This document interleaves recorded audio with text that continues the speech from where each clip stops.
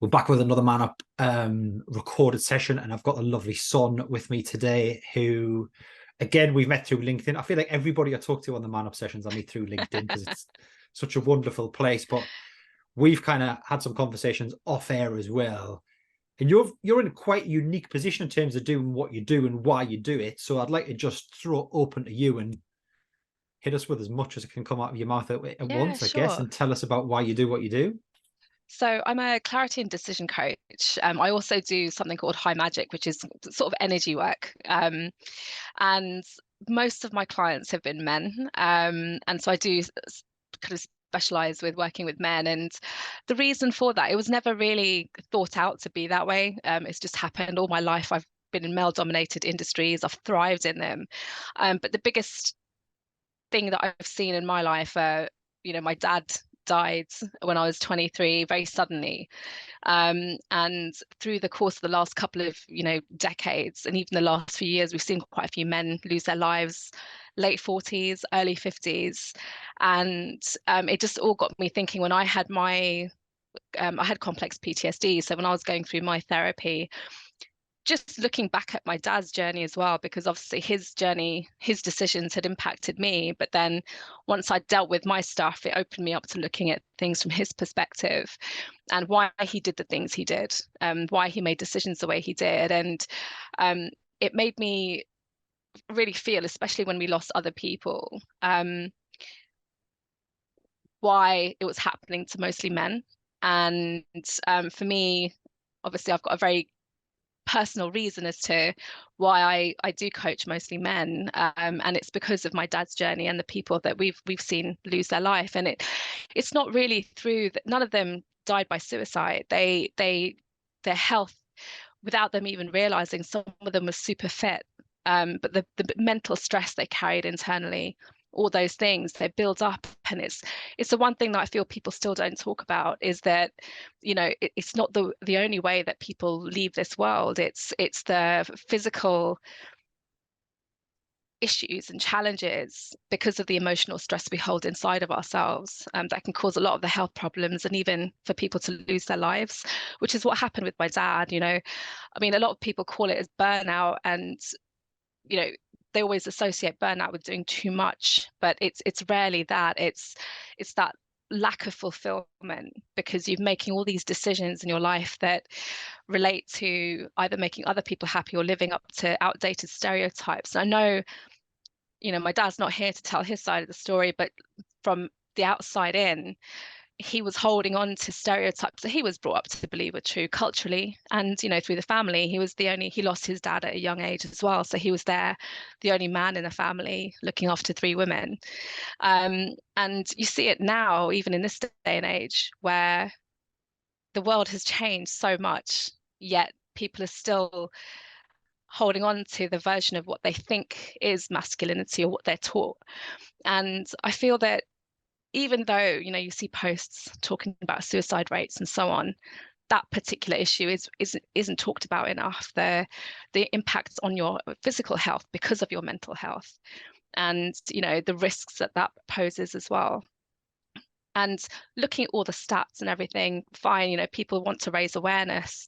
But the one thing that people don't talk about, that I see, and that I witnessed in my family and, in my friend circles as well, is the way men are spoken about behind closed doors. And that's actually the thing that needs to change, because the way we think is then being projected onto the men in our lives. And that just reinforces the way they feel about themselves or what they're holding themselves to. So that was a very long answer. Yep, but incredibly powerful. Like behind Yeah. closed doors, like what do you mean by that? I think, when we're talking about issues, things in people's personal lives, a lot of us might share very personal details, but it tends to be, oh, that's men for you, or men just don't understand anything, or that's the man's Right. job, why are you doing that? And it's shocking to hear it come out of people's mouths, especially people who are in your circle. And when you come at it from a different approach or healthily challenge them, you can see them pause and think, and they're embarrassed to admit that that is how they've kind of perceived it. But it's learned behavior again, and I think that awareness actually needs to come from the conversations we have with people in our circle, not just sharing posts about it on social media on relevant days in the year. It's something that needs to be spoken about, when you're behind closed doors with your friends, with your family, and challenging it when you see it happen. I feel like that's an area that's just not focused on enough. And I think, I see quite a few posts where, especially when I talk about that, from a man's perspective, a lot of people come up going, oh, well, that women suffer from it too. And it's like, I'm not saying that, but here's what it is from a man's angle, from my clients' perspectives. And they start talking about how it's mostly a women's issue. And I often feel like when men are looking at posts like that, if they feel embarrassed even more to admit that they're struggling with something because society perceives it to be a mostly women issue, so they have no right to feel it themselves.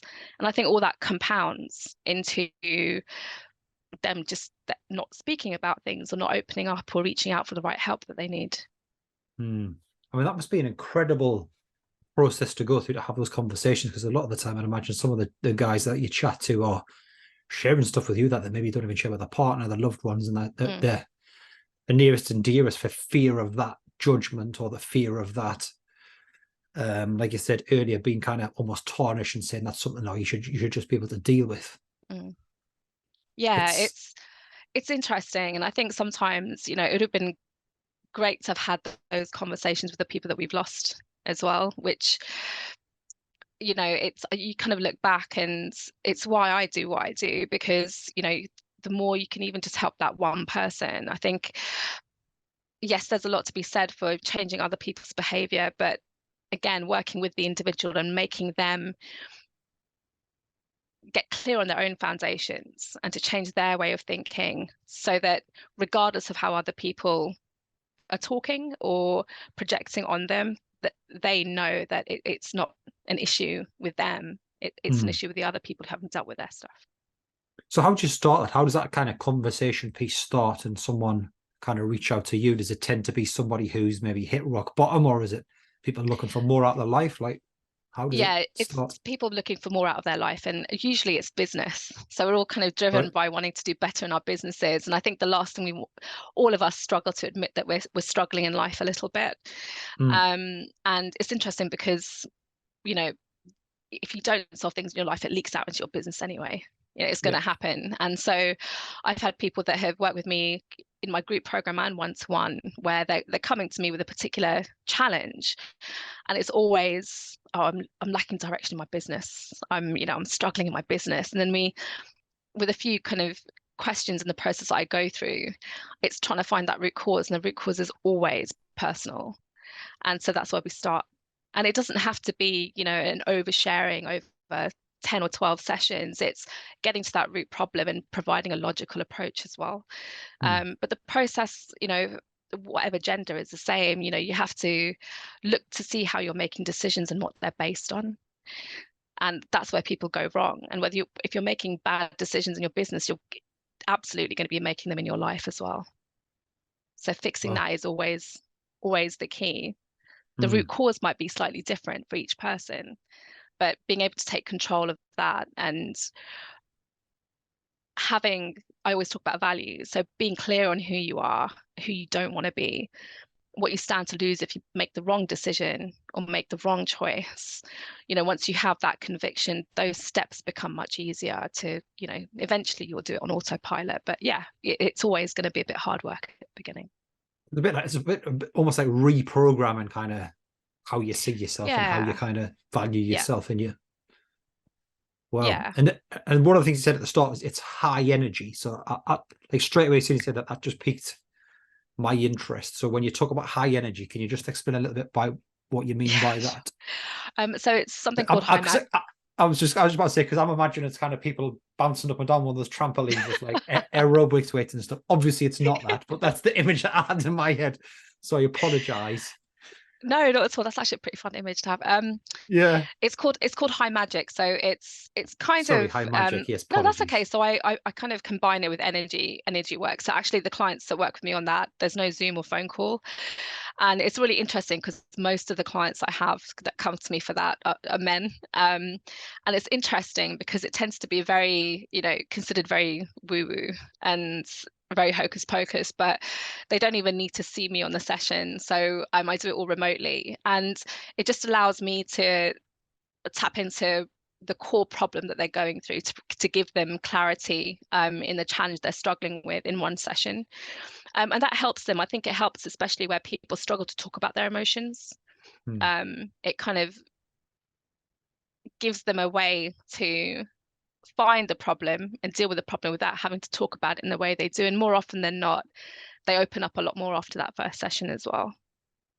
So So, high magic is what. yeah, So yeah. is that your kind of version of it, or is that like a No, it's an actual practice. right? So I've been training in it for the last 3 years. So I've had people call them gifts, right? So I've had that since I was a kid. And it's something that really freaked me out when I was younger, and even up until about Like three, what? four Like years if ago. I'm kind So of really I interested in this now.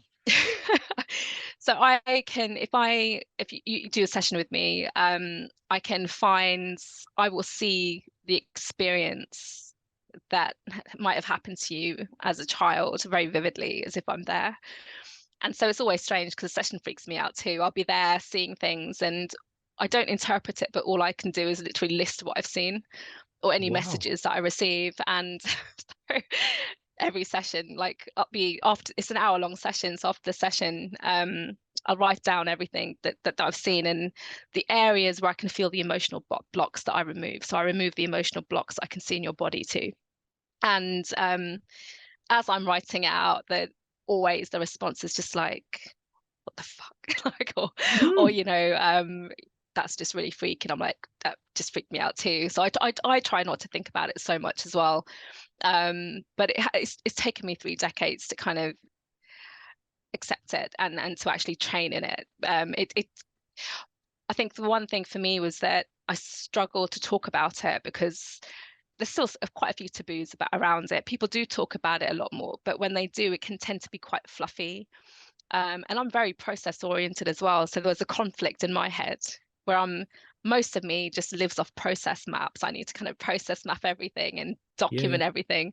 And then you've got this flowy energy work and things that you can't really see but connect with that are Mm. happening. And so it's taken me a while to kind of bridge that gap between my own thinking around all that stuff too. But it is super powerful and it's amazing. It's really amazing to see the clarity that people get after that session. Um, and I always believe that, all the emotional um, challenges that we have that we don't deal with will present themselves in a physical form. And some people believe that, some people don't. I always say it doesn't matter as long as you're curious enough, it's fine. But obviously, if you're resisting it and don't believe it's going to work, it's better that you wait until you're a bit more curious. You don't have to believe in it, but you need to have that curiosity because it can be quite freaky. Mm. Like I said, it even freaks me out sometimes with what the things So is that that I it's see. almost like a psychic kind of call Yeah, or something like that? yeah. So I do Wow. sometimes get I can kind of get an idea of exactly what may happen in a specific situation if I ask a certain question that might happen for you in 3 months or 4 months down the line. But I always say, it's not a guarantee because we all have control over our own, our own path as well. Yeah. But yeah, like it's just an hour. If anything, it's just an hour for people to just carve out for themselves in a private space and just unwind. And people often, if they've not dealt with things for a long, long time, halfway through the session, they can feel the emotions come up and they get very emotional. A lot of people fall asleep afterwards. And so I hear from them about a few hours afterwards after they've woken up. Wow. But it is a really powerful thing. And it's something that I wish I've spoken about more. It's something I probably need to do more of. Mm. Like I was probably one of the biggest skeptics of this kind of thing, and then it was probably about 2 years ago, I had a client, I was having a client call with him, and we're kind of sorting out some life insurance or whatever it was at the Mm. time. And his wife was a psychic, and he said, "Oh, I need to have a conversation with your wife about blah blah blah blah blah." She came and sat down, and she was like, at the end of the call, she's like, "Oh, I'll just give you a quick reading if you want." And I was like, "Oh yeah, fair enough, go on." And literally within like 30 seconds, I was just pouring with sweat and just Yeah. felt like she just like tapped into me Yeah. mind. And it was like, again, similar to you, like being logical, and Yeah. finances are logical, and it follows a logical process, and you do this, you know what I mean? And working in that environment for such a long time, I came off the call dripping with sweat, and I went in the house, and my partner, Amy's like, "Is everything all right?" And I'm like, "No." Just like, what's just happened on the call? And I talked about, and it blew my mind. And to this day, I still I can't explain how this lady knew how she did and what she did, but Yeah. it was virtual. It was just like we are now. Do you know what I mean? And like Yeah. that for me, that was a real eye opener. It took me Mm. days to process it all, Yeah. but then I'm like, there's something in that, Yeah. because how else would she have known that? Like, Yeah. the skeptic in me says, "Oh, she's just looked on your Facebook account and saw that stuff," and I'm like, "No, that's not right." You know, Yeah. it's incredibly powerful stuff. It is, yeah. And it's amazing because you can have the same gift as someone else, but the way the what you get out of it will be very different because the energy is different. And it's incredible. And it's always important to find the right people with that too. And there's some amazing people out there. When I've had, the first reading I had was, I think when I was 7. So I obviously didn't go by choice. My mum went, and it was really scary because she literally told us the things that were going to happen up until she predicted my dad's death, my aunt's. I was looking after my dad's sister. We as a family were looking after her. So she came to live with us when I was 8. So I was a carer from the age of 8. And at 7, this woman had predicted that that was going to happen. And my mom was just like, she believed it, but she didn't want to believe it. And then obviously you Mm, see these events unfold in front of you and you remember that conversation. You're just like, oh my God, there's something in that. Like there really is. And there'll always be skeptics. I think people will always say, yeah, but that could have been a generic reading. And it's like, mate, with dates, like you cannot be generic with that. And yeah, what they see. And that's why I always say, you don't have to believe in it, but that curiosity is there. And it's amazing because I didn't really think that my male clients would be open to it, and they were the ones that were most open because like I said, I think it gives them that safe space where they don't feel like they're forced to talk about their feelings, and then you give them mm, I always get a point of validation, so I'll either get a name, like a full name or an image of someone, and so when I describe them to that person, they're just like, yeah, and then I can more often than not tell who it is and how they're related, whether it relates to their past, present, or future. And that's always a validation point to say, look, hey, we're connected energetically. So just so you know, I'm not, yeah, bullshitting you. yeah. It's cracking. Like she said to me, "I can see your grandma standing next to you," and she's like a little lady with curly hair and glasses. I was like, Yeah. "What?" And Yeah. she said, "And your granddad's there, but I can't quite make him out because you've never met him." And I was Wow. like, "What?" Yeah, it's crazy. And the most random thing was, and it was so silly. Like literally before the call, I'd got the loo or whatever, and I was standing in the mirror. I was like, "Just get, you get yourself ready for a call, like swish your hair, probably more so than what a man does." But like, kind of did my hair and whatever. And I was like, "I wonder if I'm going to go bald." And the woman said in the call, said, "You're not going to lose your hair like your dad has." And I was like, "What on earth?" It was crazy. But like, the Have thing you is, ever gone not back? what. No, You haven't gone like back. she said you've got to come back and do it, but just. And I don't know why. Like I told my partner Amy, she was like, "I'm going to go and do it. I'm going to go and have a reading from." But I don't know why. But like, I guess because it's the hocus pocus kind of thing, isn't it? And you think it's about like predicting your future, and I Yeah. don't want to believe it. But I think the way that you're doing it in terms of like the culture and that comes off the back of that to me feels incredibly powerful Mm. to be able to pull those two energies, forces, or whatever it is together to be able to do good rather than just what your life's going to look like. Yeah, definitely. And I think that's the thing. It's such a huge force for good. But there are people out there that don't use it for good. And I think that's what tarnishes that industry. And it's hard. I find it hard to talk about because of that, because it's like I don't want to be considered like a charlatan, or I don't want people to like think Yeah.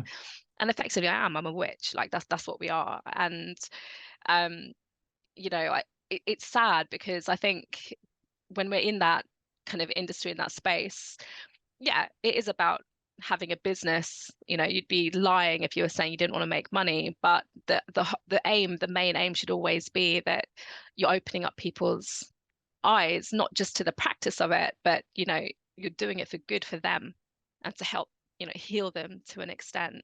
Mm. And I always say it's like a snowball effect. When you work on yourself, you will impact the people around you, indirectly or directly, just because of the way you're approaching things and dealing with things, and so that knock-on effect, you're impacting more people than you think. Yeah, amazing. So I mean, there's obviously people out there that'll be watching this that maybe can't afford a coach, or can't don't know where to start with things like this. Like, what's a good starting point do you suggest for people that are I maybe always pre-client Yeah. stage, if you like, and just kind of trying to explore how they're feeling, all that kind of thing? I always go back to how I found my coaches, and I stalk them like for months. Right. The coach that I have now, I've had since June, but I stalked him for like a year and a half, the content, and then we'd talk in their messaging. I signed up to their group program, and I think it's better to do it that way, and to kind of know someone to see if that that connection's there, because you do need to have that. It won't always be an instant connect, but something that you feel like, yeah, that I like what they're saying, I like what they stand for. I think the issue is that people rush into it because they're in, especially when you get into a desperate state, and in that desperate state you can make very hasty decisions, because you just want to get out of where you are. And Mm. the best thing you can do for yourself is actually just take a step back and do a bit of research. Like when I nearly lost my life in 2017, so I had an epic breakdown, and then I got diagnosed with complex PTSD in that year. But the way I found so then it was a psychotherapist, was I had to search Google, but I looked for specific phrases. So you just don't overthink it. And the biggest question I had in my head, so I was getting very visual, violent flashbacks of my childhood. And I had my first one when I was 28, and I didn't know what it was. And it became a daily thing. And then it started happening multiple Wow. times a day. And it's really debilitating. Like you regress, you feel like you're being attacked again, and you feel like you don't just get one image, you get hundreds coming at you. And so the first thing I asked Google was, why am I remembering things as if they're happening to me again? Because I didn't know what it was. Mm. And it came up with, I then had an inkling it might be complex PTSD, because then everything for PTSD came up, but the word flashback came up, and I read about them, and I'm like, I think that's what I'm going through, but I don't know. So then I just started. I knew counseling wouldn't work for me. I had counseling before, and it was just someone sitting there listening to me, but I needed active help and support. So at this point, I already knew the kind of help that would help me, and it wasn't someone constantly asking me questions. I'm a consultant, by career. And so for me, I value that level of support, coaching and consulting, and someone telling me the things I need to do, because as much as people say you have all the answers, you don't always. And you No. do need someone to, to just give you that extra helping hand. And so I started looking to see what types of different kind of therapists or coaches were out there. And then I came upon psychotherapy, and then I just Googled, and then I had a short list, and then I would just sit with it for a bit, have a look to see their kind of social presence, and then I got in touch with them, had a first call. And while I was in that desperate state, like I needed help pretty quick, I gave myself a bit of time to book in that first call. And I think when I say a bit of time, it was about a week, and that week felt very long Yeah, after Beth. what happens. Yeah. But I'd always say do that. You're giving yourself the best gift by just taking a little bit of a breather and making your decision an informed one. And I think the one thing that we do that I was so guilty of doing is that I would be talking to everyone, like, you go to the pub, you chat about your challenges and issues and stuff. And there I was just sharing my story with everyone. And obviously no one's going to understand because they've never been in my shoes. And it was the most, you felt close in that moment because you're bonding over it and you're sharing, but you're actually fueling each other's misery. And Yeah. so when I had my breakdown, I realized like this needs a different approach. And so, going to someone, investing in that, knowing that it wasn't going to be cheap, it was the best decision I ever made. And ever since that point, I've just never hesitated to invest in the right things. And then when it comes to coaching, I think there is a big difference between therapy and coaching. The challenge I had with therapy, but also the thing that turned my life around, was that therapy helped me to make sense of my past. It got me the diagnosis of complex PTSD, and what it didn't help me do was move forward. And I was always, I had therapists telling me I was too ambitious. And I just thought that's bullshit. Like, you can never really be too ambitious if you're clear on the direction you want to take a life in and why you're doing it. It's just a case of knowing what the critical path is to get to where you want to be. And so, I went to find a coach. And even then, I didn't even know what a coach was. All this stuff was new to me. And so I went to a coach, and I've had a few coaches, and some of them are great, but the ones that I've really related to are the ones that kind of feel like they're in there with you and that they're guiding you. So the kind of consulting style of it. So it's really important to know that one bad coach won't make the next one a bad one either. Like, it's going to be a bit of trial and error too. And you have to allow for that, because as much as you do your research as well, you'll never really know unless you have a session with them. Unless you start building that bond, and when building that bond becomes difficult, it's time to kind of just change it. And it's a great thing, because even with the bad, the coaches or therapists that you haven't kind of feel like you've benefited from, you actually have, because you've realized something about yourself, that you know what you don't like. And that's actually more powerful than knowing what you like, because the minute you know what you don't like, it makes decision making much easier. Yeah, like, I'm a massive believer. Like, I'm completely sold on coaching, and for me, I'd never had a coach before until about 3-4 years ago. But I can't remember what was happening in my life at the time. But I was contemplating going self-employed, and it was a big step because I've been employed all of my life. Didn't really know what to turn, how to kind of figure it out. And for some reason, I was just sat one day thinking about when I was at school, and thinking about when I was most engaged at school and which subject I was really engaged with. And it was when I had a really good teacher, and a teacher that could bring like all of this stuff out of me. And the subjects that I wasn't really engaged with were, I wouldn't say bad teacher, but just couldn't relate to them on a level. And I thought, well, maybe I should look at coaching. Did some research, spent a bit of time. And like you said, for me, it was very conversational. It was similar to kind of what we're doing now. It didn't feel like I was being coached at all. Yeah. And then I got to the end of a 3-month program of this coaching program, and said to me at the heart, I'm like, do you know, I don't really think I've got anything out of that coaching, Just said, are you kidding? And she was like, just take a moment, or like go for a walk with the dogs or whatever, and just think about where you were 3 months ago to where you are now. And randomly, we talk about life's things happening. I talked about going self-employed and making a plan. 2 months later, I was made redundant. And if I hadn't had that coaching conversation and kind of gone through that process to get to the point of where actually I know I can do this, I would have taken another job, and I wouldn't be doing what I'm doing now. And it's incredibly powerful stuff, but like, it was expensive. Like, don't get me wrong, coaching is expensive, but it was that sounding board. It was the reality check. It was the someone calling out the bullshit as well. And there's different coaches for lots of different things. And that's like why you say you've got to find the right person for you. Yeah, definitely. And what you said about calling you out on the bullshit, I think that's so key. And some people don't like the direct approach. But I think, if you're going to fluff it up, people don't really understand what they actually stand to lose. Sorry, one second.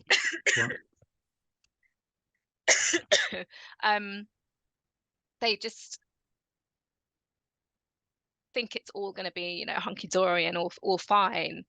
And you do actually need that. You need that direct approach, just to be told, this is what it is, this is how it's coming across. And if you don't do this, this is what's going to happen. And I think that's what's helped me, is that direct approach. And that's where the investment comes back to you like tenfold, because it's a bit triggering, but it's triggering you for a reason, a very good reason. And it's like, if it triggers you, then you need to do something about it. And that's the thing that we all hate facing, is that it's like, shit, it's on me. Like, I actually need to make that change myself.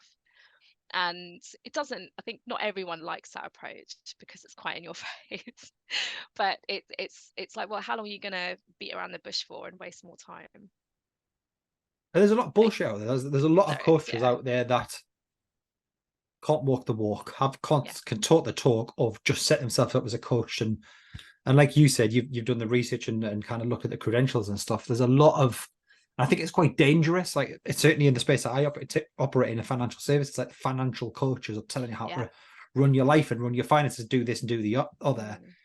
And you look like 2 weeks ago they were working in a retail environment. You're like, well, that doesn't mean you're not good at what you do, but actually, Yeah. where's the experience and stuff? It's about it's got to resonate with you, hasn't it? It's got really got to like pull on you. Like the conversation that we just had at the start of that, I was like, oh my god, like I felt like I was just completely zoned into you. Like you like talking to me like completely. Like that just really resonated. But yeah, like it's about finding that right person and trying to avoid the bullshit. And that's sometimes the hard bit, especially if you're active on social media and you see all these guys and like the alpha male kind of coaches and stuff. Like I get why it exists. I get why those people are there, but like if that's your bag, great. It's not my bag. But doesn't mean to say that they're any worse or better. But it's just nothing would, I guess, turn my stomach more than being sat in a room with like an alpha male coach barking about doing stuff. I'd be like, really?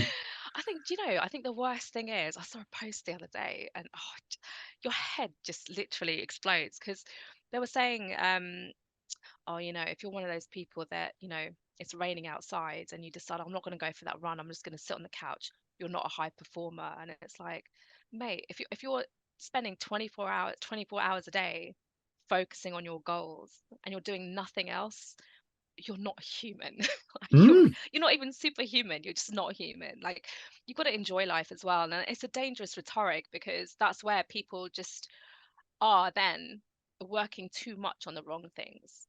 yeah. And you can work a lot on the right things and be absolutely fine, but the right things also involve enjoying life. Like, do you know what I mean? It's not Mm, all about productivity and being on that path that like 24/7. And it's crazy that that advice is still being given. It's as bad as saying, think positive. Like you put it in that bracket of toxic advice that yeah. that just does so much damage. But I get it right because like I Um, love like David Goggins will be a prime example. I love David Goggins. I love what he's mm, all about. That's not me. I could never be that level because he's just like ultra focused and like he doesn't have an off switch.